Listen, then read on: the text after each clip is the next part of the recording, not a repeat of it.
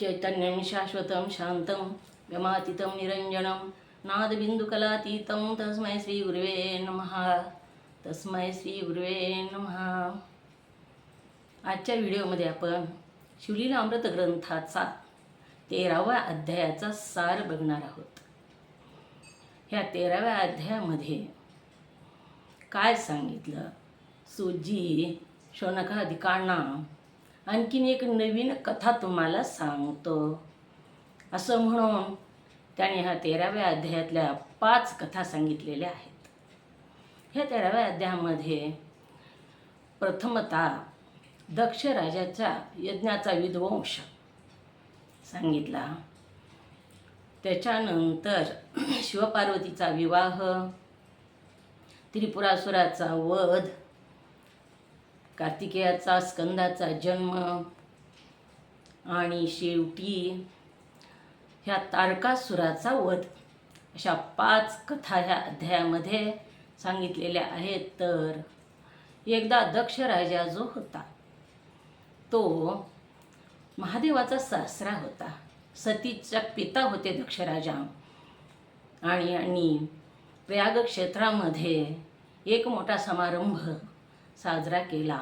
त्या समारंभामध्ये अनेक लोक बोलावले होते आणि तिथं ब्रह्मा, विष्णू आणि महादेव ही तिघांनाही 3 आसनं दिलेले होते आणि दक्षराजा अध्यक्ष होता त्या सभेचा. दक्षराजा आल्याबरोबर सगळे लोक उठून उभा राहिले. फक्त 3 लोक उभा राहिलेले नाहीत. ब्रह्मदेव उभा राहिले नाहीत, विष्णू उभा राहिलेले नाहीत आणि महादेवही उठून उभा राहिलेले नाहीत. बाकी सगळे लोक उठून उभा राहून दक्ष प्रजापती की जय असा जय जयकार करू लागले. दक्ष प्रजापतीला शिव उठून उभा राहिले नाहीत याचा राग आला, क्रोध आला. ब्रह्मदेव उठून उभा राहिले नाहीत त्याचं त्याला काही वाटलं नाही, कारण ब्रह्मदेव जे होते ते दक्षराजाचे पिता होते. विष्णू परमात्मा उठून उभे राहिले नाहीत ह्याचाही त्याला क्रोध आलेला नाही, कारण विष्णू परमात्मा इष्टदेव होते. पण महादेव मात्र जावाई होते आणि जावाई असतानाही उठून उभे राहिले नाहीत ह्याचा क्रोध आला. आणि हा क्रोध आल्यामुळं दक्षराजानं महादेवाचा अपमान करायचा असं मनामध्ये ठरवलं आणि दक्षराजा महादेवाचा निंदा करू लागला, कोणापाशीही निंदा करू लागला. परंतु महादेवानं काहीच मनावर घेतलेलं नाही. दक्षराजा मुद्दाम कैलासाला गेला आणि महादेवाच्या समोर जाऊन महादेवाची निंदा करू लागला. तरीही शिव परमात्म्यानं काहीच बोललेले नाही. एकटा दक्षराजा किती निंदा करणार, तो जास्तच चिडला आणि त्यानं ठरवलं यज्ञ करायचा आणि यज्ञामध्ये सगळ्यांना बोलवायचं, फक्त महादेवाला बोलवायचं नाही. यज्ञाचा एकच उद्देश की महादेवाचा अपमान करायचा. म्हणून कणखल क्षेत्रामध्ये महान अशा यज्ञाचं प्रयोजन केलं. यज्ञ करायचं ठरवलं, जागा पवित्र केली, अनेक यज्ञकुंडाची तयारी केली. सर्व ऋषी मुनी देव गंधर्व सर्वांना आमंत्रणं दिली, फक्त महादेवाला बोलावलेलं नाही. हा यज्ञ आरंभ होणार होता. एकाच वेळी अनेक होमकुंडामध्ये हजारो आहुत्या पडत होत्या. असा महान असा यज्ञ सुरू होणार त्या दिवशी गंधमाधन पर्वतावर शिव आणि सती दोघं क्रीडा करण्यासाठी गेलेले होते आणि वरून चंद्र आणि रोहिणीचं विमान जाऊ लागलं. सती इथंच कशी म्हणून रोहिणीनं खाली विमान उतरलं आणि सतीला विचारलं, तू गेली नाहीस का बाबाच्या यज्ञाला म्हणून. त्यावेळी सती म्हणू लागली, मला माहीतच नाही यज्ञ आहे म्हणून. तेव्हा रोहिणी म्हणू लागली, यज्ञाला आम्ही चाललो आहोत, तुला आमंत्रण आलं नाही का. तेव्हा सती म्हणाली, महादेवाला विचारू लागली, आपल्याला आमंत्रण आलं नाही का. तेव्हा महादेवाने सांगितलं, नाही, आपल्याला आमंत्रण आलेलं नाही. तेव्हा सती म्हणू लागली, असं कसं होईल? मी तर माझ्या आईबाबाची सगळ्यात लहान मुलगी आणि लाडकी आहे आणि मला ते विसरणार नाहीत. सगळ्यांना आमंत्रण गेले आणि मला कसं नाही? तुमच्या लक्षात आहे का आमंत्रण आलं असेल? तेव्हा महादेवानं सांगितलं, सती मला आमंत्रण आलेलं नाही, कारण तुझा पिता जो आहे तो माझा द्वेष करतो, त्यामुळं त्याने मुद्दाम आपल्याला आमंत्रण दिलेलं नाही. तेव्हा सती म्हणू लागली, बाबाच्या घरी यज्ञ चुकले असतील, विसरले असतील, पण मला यज्ञाला जायचे. महादेवाने समजून सांगण्याचा प्रयत्न केला. महादेव म्हणू लागले, सती यज्ञ कुणाच्यातही असो, समारंभ कुणाच्याही घरी असो, वडिलाच्या घरी असो, भावाच्या घरी असो, आमंत्रणाशिवाय कोणत्याही समारंभाला जाऊ नये. तेव्हा सती म्हणू लागली, माझे वडील आहेत ती, त्याच्यामुळे तिथं मला जायचं यज्ञाला. महादेवाने सांगितलं, सती इंद्रसुद्धा बिना आमंत्रणाचा, देवराजासुद्धा कुणाच्याही कार्यक्रमाला जात नाही, समारंभाला जात नाही. आईवडिलाकडं जावं, पण कधी जावं? तर जेव्हा ते आजारी आहेत, त्यांना तुमची गरज आहे त्यावेळेस न बोलवता जावं. पण समारंभ जर असेल, कार्यक्रम जर असेल, तर त्या कार्यक्रमाला न बोलवता जाऊ नये, अशी समजूत घातली. परंतु तेवढ्यामध्ये तिथं नारद मुनी आले आणि नारद मुनींनी म्हणू लागले, दक्षराजाकडे यज्ञ आहे आणि त्या यज्ञाला जायला काहीच हरकत नाही, कारण आप घर का बाप घर, पित्याचं घर काय दुसऱ्याचं घर नसतं, असं नारद मुनींनी येऊन सांगितल्यामुळं पुन्हा सतीनं जास्तच हट्ट धरला आणि तुम्हीही यज्ञाला चला म्हणू लागली महादेवाला. महादेवाने सांगितलं, मी यज्ञाला येणार नाही, तुझा पिता माझा द्वेष करतो, त्याला मी आवडत नाही, त्याच्यामुळं मी काही यज्ञाला येणार नाही, तुला जायचं तर जा. नंदीवर बसून हजारो गण बरोबर घेऊन पार्वती सती यज्ञाला गेली. सती भवानी जी होती ती यज्ञाला गेली. महान अशा यज्ञाचं आयोजन केलेलं होतं. सगळीकडं कमानी सुंदर अशा लावलेल्या होत्या.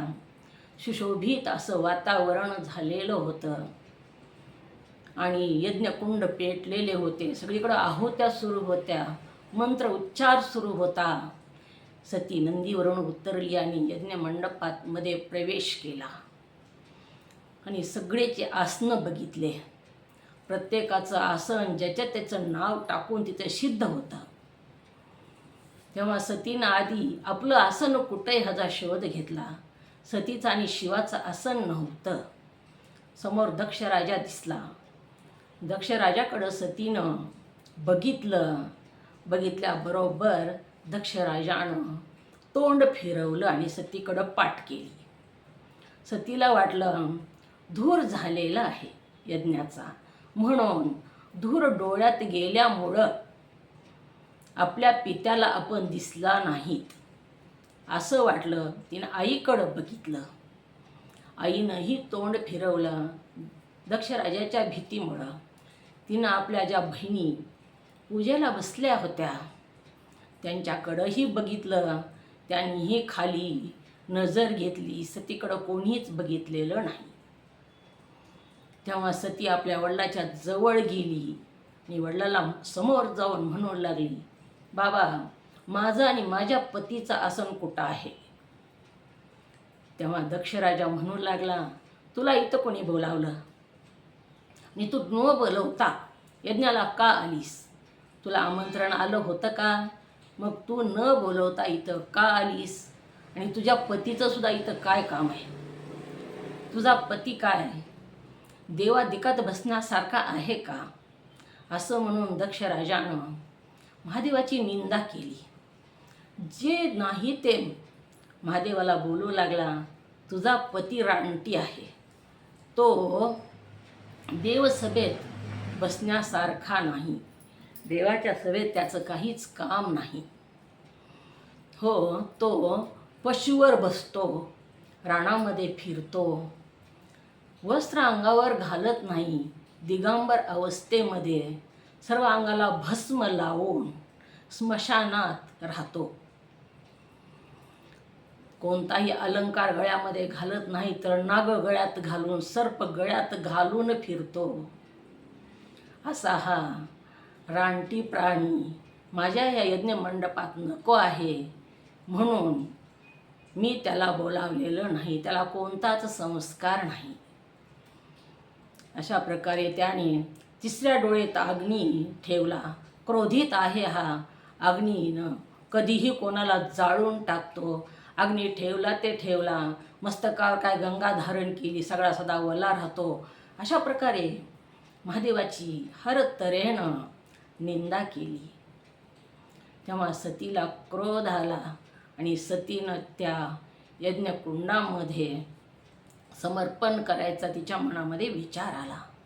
तेव्हा सती म्हणू लागली, बाबा, माझे पती मला कधीच सती म्हणून हाक मारत नाही, तर मला नेहमी दक्षायनी म्हणतात. आणि ह्या तुमच्या कुळगोत्रामध्ये हा ध्येय उत्पन्न झाला आणि ही मी इथंच तुमच्याच दारात संपवते. मला नको आहे आता हा ध्येय तुमच्या गोत्रामध्ये उत्पन्न झालेला. म्हणून सतीनं धडेल दिशी त्या यज्ञकुंडामध्ये उडी घेतली. आकाशात वीज कडकडल्यासारखी झाली, सगळे थरथरा कापू लागले, धरणीला कंप सुटला. भयानक असा भीतीचं वातावरण तिथं निर्माण झालं. विष्णूलाही भीती वाटू लागली. महादेवाला जर कळालं तर आता महादेव काय करतील ह्याची भीती वाटू लागली. आणि बघत बघत क्षणामध्ये सगळीकडे ही वार्ता पसरली आणि महादेवाच्याही कानावर गेली. महादेवाने क्रोधित होऊन दुःखित झाले, क्रोधित झाले आणि एक जटा उपटली. आणि त्या जटेमधून वीरभद्र, एका टोकाला वीरभद्र जन्माला आला आणि दुसऱ्या टोकाला काली, महाकाली जन्माला आली. वीरभद्राने हात जोडले महादेवापुढे आणि मला कशा करता उत्पन्न केलं, मला जन्म कशा करता जन्माला घातला असं विचारलं. तेव्हा महादेवानं सांगितलं, वीरभद्रा, सतीला जाऊन या, सतीचं काय झालेलं आहे ती बघ आणि त्या दक्षाचा यज्ञ उद्ध्वस्त कर. म्हणून वीरभद्र 60,000 गण घेऊन दक्षाच्या यज्ञ मंडपात गेले. नंदीवर आरूढ होऊन नंदी आणि वीरभद्र यांनी सगळा दक्षाचा यज्ञ विध्वंस केला. सगळ्या लोकांना, सगळ्या तिथल्या ऋषीमुनी पळून गेले. यज्ञाला बसलेल्या लोकांनाही मार दिला. पुषाचे दात पाडले, भगदेवाचे नेत्र फोडले. ज्यांनी जे केलं त्याचा प्रसाद त्यांना दिला वीरभद्रानं. पुषाचे दात का पाडले तर पुषा जेव्हा दक्ष राजानं महादेवाला स्मशानभूमीत राशील असा शाप दिला होता, तेव्हा पुषा दात काढून हसला होता. म्हणून पुषाचे दात पाडले. भगदेवानं नंदीला शाप दिला तेव्हा डोळ्याने इशारा केला होता म्हणून त्याचे नेत्र फोडले. ज्याने केलेल्या कर्माचे फळ त्यांना दिले. उद्ध्वस्त यज्ञ केला आणि दक्षराजाचं मुंडकं धडा वेगळं केलं आणि ती मुंडकं तसंच ठेवलं नाही तर पायाखाली रगडून टाकलं. धड वेगळं, मुंडकं वेगळं करून अशा प्रकारे यज्ञ मध्यस्थी उद्ध्वस्त झाला. रक्ताचा पाऊस पडला आणि पुन्हा सगळ्या देवांनी महादेवाला विनंती केली, देवा यज्ञ पूर्ण करा. म्हणून विष्णू परमात्म्यानं, ब्रह्मदेवानं सगळे देव मिळून महादेवाला शरण गेले. अर्धवट राहिलेला यज्ञ देवा पूर्ण करा म्हणून आणि दक्षाला जिवंत करा. दक्ष पत्नीनंही ओटी पसरली आणि महादेवापुढे सौभाग्याचं वरदान मागितलं. तेव्हा महादेव म्हणू लागले, दक्षाचं शिर त्याच्या धडाला लावा, जिवंत होईल. परंतु शिर पायाखाली रगडलेलं होतं वीरभद्रानं, म्हणून बोकडाचं शिर आणून दक्षाला लावलं. मी म्हणणारा हा दक्ष, मी म्हणण्यामुळं मी म्हणणाऱ्या बोकडाचं शिर त्या दक्षाला लागलं महादेवाची जी निंदा करतो त्याची ही दुरावस्था होते. असा हा दक्षाचा यज्ञ विध्वंस झाला. देव ध्यानामध्ये गेले, दुःखामध्ये होते. पुढे 3 पुत्र, तारकासुराचे जे 3 पुत्र होते, विद्युन्मालिक, कमललोचन, अशा प्रकारे 3 जी पुत्र होते, तारकासुराचे 3 पुत्र होते, कमलाक्ष, विद्युन्मालिक, कमललोचन म्हणून. तर ह्या तिघांनीही शिवाची आराधना, तपश्चर्या केली आणि तपश्चर्या करून शिवाकडून वरदान मागून घेतलं. शिव प्रसन्न होत नव्हते म्हणून ह्या तिघांनी कमळाची फुलं, रोज हजारो कमळाचे फुलं महादेवाला आणून व्हायचे. एके दिवशी 3 कमळाचे फुलं कमी पडले. तिघांनी आपले नेत्र कमळ वाहिले. पुन्हा 1 फूल कमी पडलं तर आपलं मुख कमळ कापून वाहिलं. त्यावेळेस शिवानी प्रसन्न होऊन वर माग म्हणाले.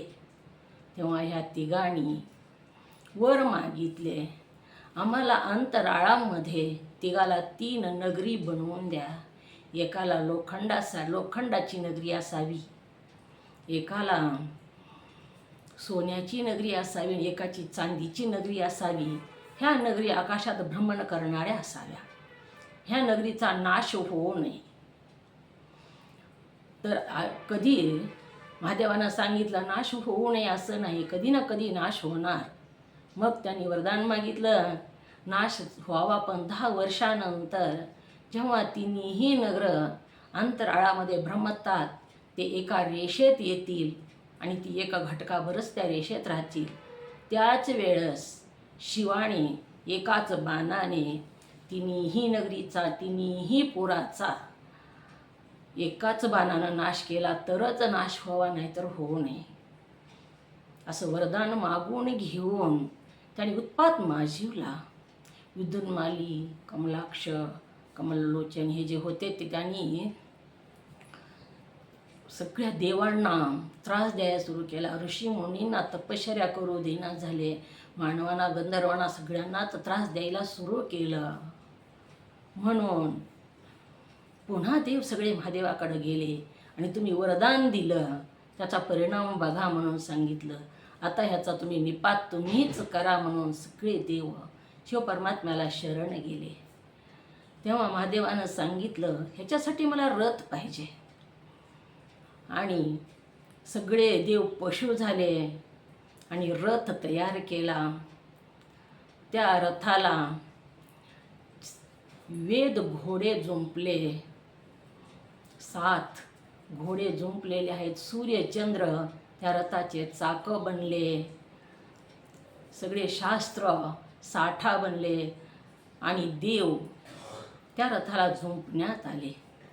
त्या रथावर महादेव चढू लागले. रथ रसातळाला जाऊ लागला. नंदीने शिंगानं बाहेर काढला आणि रथावरून महादेवानं तिन्ही पुरं एकाच रेषेत आलेले होते. त्यावेळी एकाच बाणामध्ये अभिजित मुहूर्तावर म्हणजे दुपारच्या मुहूर्तावर ढगाळ वातावरणामध्ये एकाच बाणानं तिन्ही पुराचा नाश केला आणि त्रिपुरासूर या तिघांचा नाश केला. म्हणून महादेवाला त्रिपुरारी हे नाव पडलं. पुढे तारकासुराचा त्रास सुरू झाला. हा राक्षस होता. ह्यानेही महादेवाची आराधना करून तपश्चर्या करून वरदान मागून घेतलं आणि देवांना त्रास देऊ लागला. तेव्हा देव पुन्हा शरण गेले महादेवाला आणि तारकासुराचा बंदोबस्त करा असं म्हणू लागले. हा तारकासुरानं आम्हाला सळं कापळ करून सोडलेला आहे. आणि ह्यानं तारकासुरानं जेव्हा महादेवाची तपश्चर्या केली तेव्हा त्यानं मला अमरतेचं वरदान द्या असं म्हटलं. महादेवानं सांगितलं अमर कोणीच नाही, जो जन्मला तो मरतो, अमरतेचं वरदान देऊ शकणार नाही. तेव्हा तारकासुरानं ब्रह्मदेवालाही वरदान मागितलं, मला महादेवाच्या पुत्राकडून मरण यावं. त्याला वाटलं महादेवानं आपल्या 3ऱ्या डोळ्यानं उघडून कामदेवाला जाळलं होतं आणि आता सतीनं देह त्याग केला. आता मला काहीच भीती नाही, महादेवाला पुत्र होणार नाही, महादेव ध्यानात गेले, मी अमर होईल असं म्हणून त्यांनी महादेवाच्या पुत्राकडून मरण यावं असा वर मागितला. इकडे सती जी होती ती पर्वताच्या पोटी, हिमालयाच्या पोटी कन्या म्हणून जन्माला आली. पर्वताची कन्या म्हणून तिचं नाव पार्वती ठेवण्यात आलं. तिचा कलर काळी सावळी होती म्हणून तिला कालिका नाव ठेवलं. आणि अशा प्रकारे तिने जन्म घेतला. अतिशय सुंदर अशी झुळझुळ जशी आकाशातून गंगा आली तशी ही पार्वती, जिच्या रूपाची प्रतिमाच दुसरी नाही, अशी सुंदर अशी टपोऱ्या डोळ्याची अशी पार्वती जन्माला आली. ती 8 वर्षाची होईपर्यंत पित्याच्या घरी राहिली. तोपर्यंत महादेव ध्यानात होते. पुन्हा महादेव हिमालयामध्ये जाऊन तपश्चर्या करू लागले. आणि तिथं हिमवंत दर्शनाला यायचा. एके दिवशी पार्वतीलाही घेऊन हिमवंत दर्शनाला आलेले होते तिथंच. आणि इकडं मात्र सगळ्या देवांनी त्रासाला कंटाळून गेले म्हणून महादेवाकडे विष्णू परमात्मा, ब्रह्मदेव सगळे देव मिळून महादेवाकडे आले आणि म्हणू लागले, देवा लग्न करा, तुमच्या मुलाच्या हाताने ह्याचा मृत्यू आहे. आम्ही किती दिवस हा तारकासुराचा त्रास सहन करायचा, कारण हा तारकासुराचं मरणच तुमच्या पुत्राच्या हातातून आहे, तुम्ही लग्न करा. तेव्हा महादेवानं सांगितलं, माझ्याशी लग्न कोण करणार? ब्रह्मदेव म्हणू लागले, सतीनं अवतार घेतलेला आहे हिमवंताच्या पोटी, मी ती तुमच्याशी विवाह करेल. तेव्हा महादेवानं पार्वतीची परीक्षा घेतली. आणि परीक्षा घेऊन शिवाबरोबर कशासाठी तपश्चर्या करतेस? तुला शिवपती पाहिजे का? तिनं सांगितलं, शिवाशिवाय मी कोणाशीच विवाह करणार नाही. महादेव म्हणू लागले, विष्णू सुंदर आहेत, महादेवात काय बघितलंस तू? महादेवाशी लग्न का करायचे तुला? अगं ती मशानात राहतो, तिसऱ्या डोळ्यात क्रोध भरलेला, अग्नी भरलेला आहे, मस्तकावर गंगा आहे. आणि तिथं मुलीला ज्या पतीविषयी अपेक्षा असतात ती कोणतीच अपेक्षा तुझी पूर्ण होणार नाही. त्याच्याशी लग्न करू नकोस. तो सर्प गळ्यात घालून रानात दिगंबर अवस्थेत फिरतो. तू किती सुंदर राजकुमारी आहेस, म्हातारा तो आहे, त्याच्याशी तुला लग्न करायचे का? अशा प्रकारे महादेवानंच पार्वतीला जाऊन म्हणू लागले. तेव्हा पार्वती म्हणू लागली, शिवनिंदका चालता हो, मला तुझं तोंडसुद्धा बघायचं नाही. महादेवाची निंदा करणारा जेवढा दोषी तेवढाच ऐकणारा सुद्धा दोषी असतो. म्हणून मला तू महादेवाची निंदा करू लागलेला आहेस, तू इथून चालता हो. असं म्हटल्याबरोबर महादेवानं आपलं रूप प्रगट केलं आणि तू तपश्चर्या करून मला विकत घेतलंस असे म्हणू लागले. पार्वतीनं कितीतरी दिवस बिन अन्ना पाण्याची श्वासावर राहून नुसते झाडाचे पानं खाऊन शिवप्राप्तीसाठी तपश्चर्या केलेली होती. झाडाचे पानं खाऊन तपश्चर्या करू लागली तेव्हा तिला अपर्णा नाव पडलेलं होतं. लोक हुंडा देतात आणि तू मला तपश्चर्या दिलीस. अशा प्रकारे शिवपरमात्म्यानं लग्न करण्याचं ठरवलं. एके दिवशी तपश्चर्याला बसले असताना पक्षी चिवचिव करू लागले म्हणून शिवपरमात्मा पक्षाला उडवून लावण्यासाठी बाहेर आले. तेवढ्यामध्ये हिमवंत पार्वतीला घेऊन तिथं आलेले होते. त्याचा मोका साधून सर्व देवांनी पार्वती किती सुंदर आहे असं महादेवाला वाटलं. तिथं कामदेव आलेला होता. त्या कामदेवाच्या प्रभावामुळं कामदेवानं बाण सोडला आणि शिव विचलित झाले पार्वतीकडं बघून. तेव्हा मला असं का झालं म्हणून शिवपरमात्म्यानं स्वतःचं कडंच बघितलं तर हा कामदेवाचा प्रभाव आहे असं म्हणून तिसरा डोळा उघडून कामदेवालाही त्यांनी जाळून टाकलं.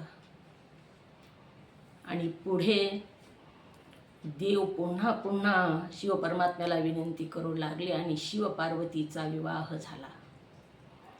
विवाह झाल्यानंतर बराच काळ गेला तरी सुद्धा शिवपार्वती एकांतात होते, परंतु पुत्र संतान होत नव्हतं. म्हणून देव काळजीत होते.